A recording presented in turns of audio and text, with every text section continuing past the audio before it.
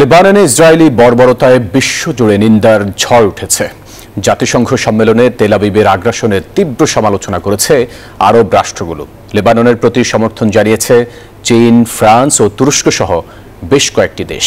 এদিকে লেবাননে ইসরায়েলি বাহিনীর হামলায় মৃত্যু বেড়ে ৫৫৮ জনে দাঁড়িয়েছে। আহতের সংখ্যা ২০০০ ছুঁই। অন্যদিকে হিজবুল্লাহর পাল্টা রকেট হামলায় জ্বলছে ইসরায়েল। এই পরিস্থিতিতে আতঙ্কে ঘরবাড়ি ছাড়ছেন হাজারো লেবানিজ। ২০০৬ সালে ইসরায়েল হিজবুল্লাহ যুদ্ধের পর এবার সবচেয়ে রক্তাক্ত দিন দেখছে লেবানন। সোমবার দেশটির দক্ষিণ পূর্বাঞ্চলের কয়েকটি এলাকায় ইসরায়েলি বাহিনীর ভয়াবহ বিমান হামলায় শত শত মানুষের প্রাণ গেছে, আহত হয়েছে হাজার হাজার মানুষ। হামলার পরপরই আরব দেশগুলো ইসরায়েলের অব্যাহত আগ্রাসনের কঠোর নিন্দা জানিয়ে বিবৃতি দিয়েছে। সেখানে লেবানন সরকার ও জনগণের প্রতি দৃঢ় সমর্থনের কথা জানান তারা। এবারের জাতিসংঘ সম্মেলনেও তেল আবিবের বিরুদ্ধে সোচ্চার আওয়াজ উঠেছে। আমাদের সাধারণ মানুষ ভয়াবহ হত্যার সম্মুখীন।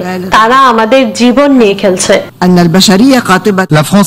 ভাবুন, লেবাননের নারী, শিশুরা আজ কি অবস্থায় আছে। তারা আশ্রয়ের সময়টুকু পাচ্ছে না। ইসরায়েলের অব্যাহত হামলায় মানুষ মরছে।